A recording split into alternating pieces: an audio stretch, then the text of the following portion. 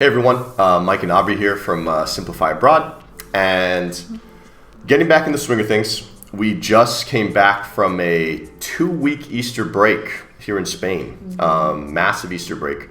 But basically what we want to touch on is we took our family to Switzerland. So we actually have 7 travel tips, basically to go to Switzerland with a massive group of people, and kind of how we tackled it, how we made sure we got to see an activity tour a day without breaking the bank, basically, especially traveling with 6 people. Sure. So the first thing I want to touch on, you 100% have to do is, especially if you have younger kids, is the Swiss Family Travel Pass. So right when we landed, we were lost for a little bit, and we got they speak pretty good English there, if not perfect English. Yeah. They directed us to the SBB office right in the airport, and we purchased our Swiss Family Travel Pass right there. For Aubrey and myself, it was about $400 US, maybe a little bit more each, but all 4 of our kids were free that way whenever they traveled with us as well. So that is for trains, buses, metro, ferry. If it doesn't count, you get a 50% discount on top of everything. But really the big thing is you also get access to 500 free museums. So we used that in Bern at least 2 or 3 museums, because it was kind of rainy when we were in Bern, so we did that type of stuff. And it was nice, like Natural History Museum, like Communication Museum, like kids type of stuff as well. The FIFA Museum was also free, which is really cool. Both of my sons absolutely love soccer, football, however you want to call it. So we got to do that in Zurich. But overall, for the peace of mind, ease of travel, it definitely paid for itself with the museum access. Could you maybe have found just train tickets alone a little bit cheaper, 50% saver passes, whatever they call them, that type of stuff? Maybe, yeah, probably. But you'd have to... In advance. Yeah, you'd have to spend time and worry about these things. Or literally, you just pull up this app, which I'll talk about later, hop on a train, and you're there. I mean, there's nothing to worry about. So... without a doubt, Swiss Family Travel Pass, number 1. You get it right off the airport, train station, anything like that. They speak perfect English to help you. 100%, that's the number 1 tip we have to give you to start. Yeah.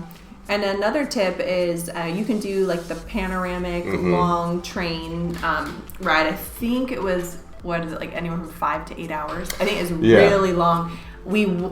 If it was just me and him, we would have gone and done this. Yes. But the thought of going on a train ride and being trapped with our children for 8 hours, I just thought they were going to disturb everyone. I thought we were going to end up hating Switzerland. I was like, no, we are not doing this. We're going to make it nice and short. But after actually going, I do think that our kids could have handled it. Overall, the vibe is so chill. We thought it was chill here. It is so chill there. Really relaxed. It is very, very relaxed. So, but with that, I know that if you do if you buy the what's it called? The Swiss Family Travel Pass? Just a Swiss Travel Pass. If you buy the Swiss Travel Pass, you can actually upgrade your ticket to first class for these panoramic trains. I think it's an extra upgrade. I want to say it was 38 francs, but it might be different per season. But it's anywhere from 30 to 50 francs to upgrade that ticket to first class. And in first class, I know you get some food, but you get the better lounges. I think you had a nice little table. It's like a restaurant style. Yeah, the view. I would have done that. I think if we go back again, we would definitely do that. So, especially because I think the first class tickets are around 800 francs when we were looking. Yeah, I think they were 600 to 800. But if you just buy the family pass, again, we keep saying family pass. It's a Swiss travel pass, but because we're a large family, we got a family pass for free. Basically, they give it to you, so all your kids go for free as well. Right. But for that small fee of upgrade, you can travel in pure luxury, right? Taking in all the sights of Switzerland, which are breathtaking. The train rides were some of my personal favorite parts about it, just to see the snow on the mountains or the green rolling hills or the lakes. I mean, beautiful. the towns built on the lakes, like everything about it was really, really nice. And I will have to add though, if you do the first class, because even on all of the trains that we did, the first class, there was hardly anyone on first class. And everyone was on, when I say everyone, I mean like the majority of people going on the train that day was on like our train section. It's the second class section. Yeah. But I will have to say, I just want to add this, just a random thought. Every train, like a longer train, actually has a kid caboose. What do you call that? Like kid caboose, like at the very back of the train.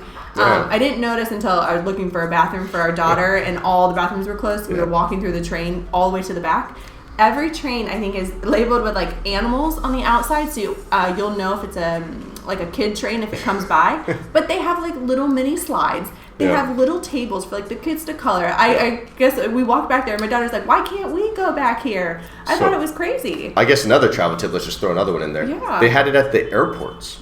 They had little kids like play sections at the airports. I'm not talking about like a little slide like everyone has. A separate room where you have desks to feed them, feeding chairs, spoons to borrow, microwaves to heat up bottles. I mean, it's and you freaking could wild. even buy inside these little, I mean, I guess we've never seen these before, and we've traveled with babies since they were literally like itty bitty. Couldn't believe it. Never seen this. I mean, but we've never traveled in Europe with kids. Yeah. But they would have like pacifiers for sale, bottles, formula, in like their little cabinets. And just to make sure it was like completely free and a fairly large room. I'm not talking about like just a little mother's room or something they give you by a bathroom in the States, right? Like it was big. Like it was massive. 20 families in there easily, like caught us off guard, all we're trying to say.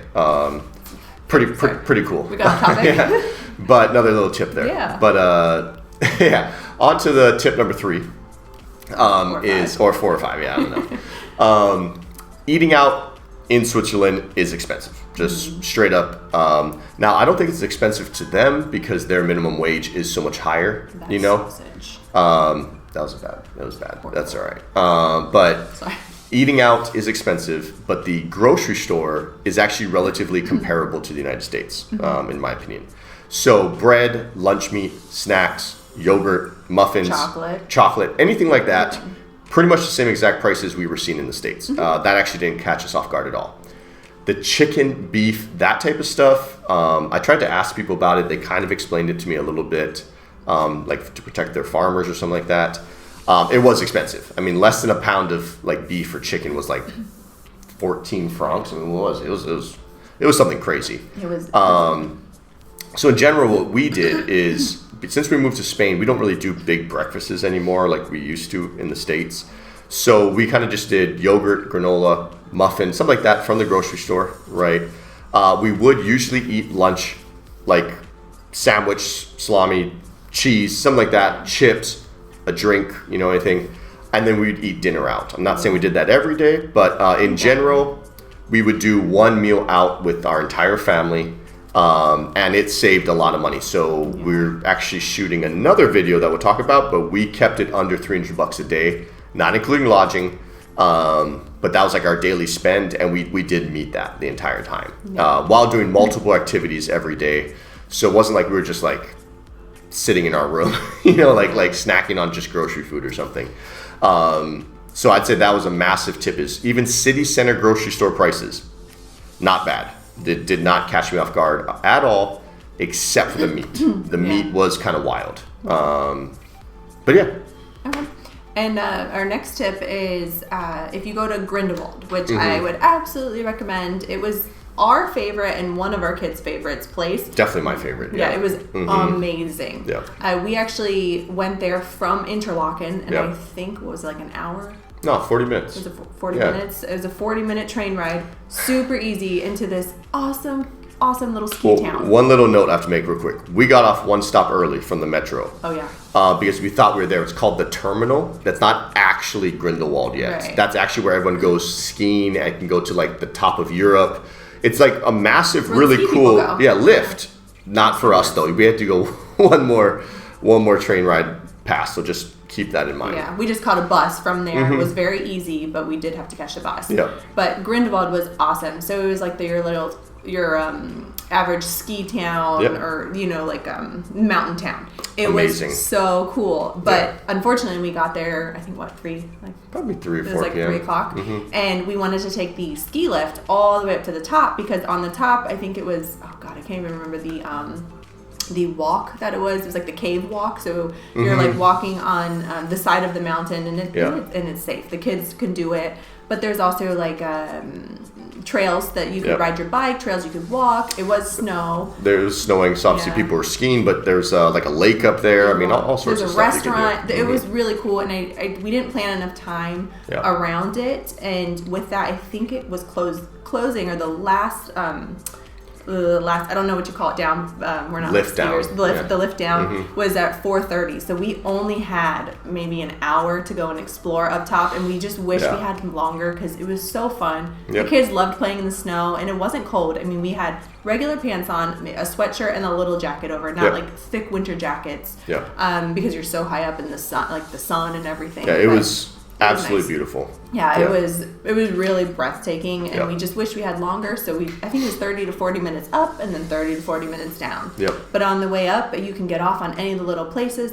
I think there's playgrounds. There's restaurants all throughout. So you could truly spend an entire day in Grindelwald. Maybe 2. It's just on that lift thing we're talking about. We're not even talking about the town of Grindelwald, which there definitely was stuff to do. So. And if you're mountain people and you love views and you love that, I mean, I would definitely do Interlaken and Grindelwald. It was hands down our favorite places. We wish we would have cut out maybe one of our places and done extra. Probably my only regret. Yeah. Not spending longer at those places. Yeah, there was just 100%. So much to do, but very relaxing things to do. So yeah, that's definitely a big tip. 100%. So my next tip actually is the SBB Mobile App, like train app. So basically I got this tip from when I bought the Swiss Family Travel Pass right at the airport. You download this app, and it's literally maybe the easiest train app I've ever seen in my life. If we were in Zurich, you literally put in Zurich, want to go to Interlaken, and it will show you, based on your location, every train that's coming that entire day. And so obviously, Zurich to Interlaken seems to be a pretty popular thing. I think it was like every 10 minutes there actually was a different train route going that way. It even tells you if it's a non-stop train, if you have to transfer, if you transfer, what do you do there? Yeah, they actually tell you how packed it is. Like the second class will have like 3 people, like little miniature people. If that's the maximum, then you know you're going to be packed. So if you don't want to do that one, you can do a different one. I mean, they even have a drag and drop like finger thing that you can like Zurich to Bern. You drag it and it will like do it. It's very advanced. Overall, just incredible. We thought Spain's public transport was good. Spain's, I feel bad saying this, Spain's is kind of a joke now, like looking at compared to Switzerland. But it's still amazing compared to the States. So absolutely incredible. Trains were on time, if not early, every single time. I don't know if we waited for a single train. Buses, trams, metros, I mean, everything about it. Very simple. With that said, the SBB Mobile App, super worth it, especially if you're going to be doing travel between the different towns and during your trip. 100% one of the best things that we used to kind of like know when to be at places and stuff. Cannot recommend it enough. So, yeah. Yeah, and then another tip, which is probably our 6th tip, maybe it's our 8th. I don't know. We get off topic a lot. Yeah. Sorry. Yeah. If you are nervous about going, which we were originally, because we're like, oh my god, we don't speak the language. Like German is tough. It was really tough for us. So we did listen to a little bit even before we went, and we're like, oh god, we're not going to know. We're not going to try. Yeah, we gave up. But honestly, everyone I think we ran into speaks English, or at least some where you could just like point and you could do that. But we had our apps ready to be able to translate, and we didn't need it one time. I think there was a couple local people who kept trying, specifically me, was trying to talk to me in German, and I was like, oh, I'm sorry, like I don't get it. And then she kept speaking, and I'm like, okay, we're just getting nowhere right now. But don't worry at all. Like you'll be able to get around and manage anything you do by speaking in English. Yeah, and obviously we did this in Interlaken, Grindelwald, Zurich, Basel, and Bern. So, I mean, obviously we hit 5 pretty popular places, but even in Interlaken and Grindelwald, the English was spoken pretty darn well there. Like Aubrey said, they'd speak German to her, not to me, but to her. Always English to him, and always German to me. Yeah. But like I said, we had the DeepL translate, and this is kind of grows into point number 7 is right after we got our Swiss Family Travel Pass, we actually got a mobile data, unlimited for the whole month. They do a week there. We were there for like 10 days, so I just bought the whole one. I think for a week, unlimited data, it's like $20, so it's not bad at all. You have actually unlimited mobile calling and data if you want for like, $10 more a month.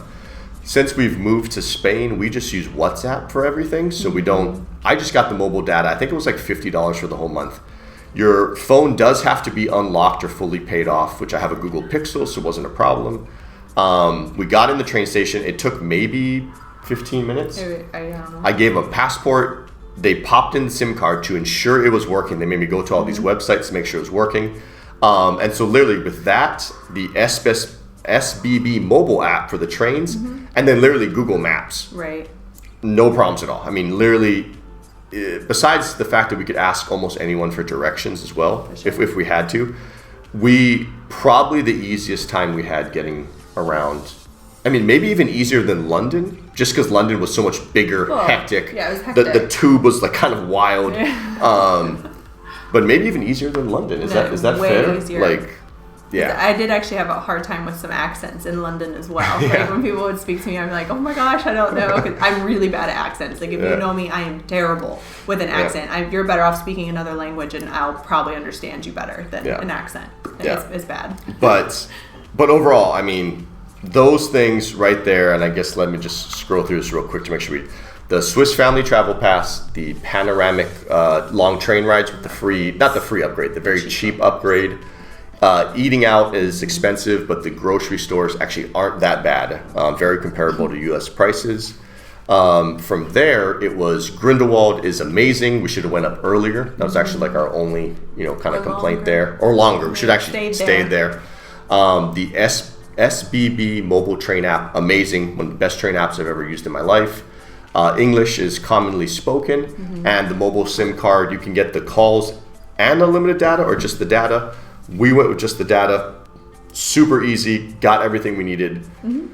Probably, I tethered to him. That's the other thing. It is you can have unlimited hotspot as well. So all I did was keep my hotspot on. She tethered to me. Now her phone was working just fine. And computers. So if we were doing work on the train or anything, we would just throw everything under his hotspot. So it was very easy. Even the kids' iPads. Everything. Yeah, like it was really, really good. Probably our favorite trip so far. Yes, definitely our favorite trip. So, I know we threw in some random tips and rambled a little bit. Sorry. Per usual. It's going to happen. So sorry about that. But hopefully you guys got to learn a little bit about traveling with a large family to Switzerland. 100% recommend it. Like I said, probably our favorite trip so far. And not sure where we're going next, but we'll probably do some Spanish videos after this again. Yeah. I think so. Yeah, we'll go back. But hope this helps, and we'll see you guys in our next video. Adios. Adios.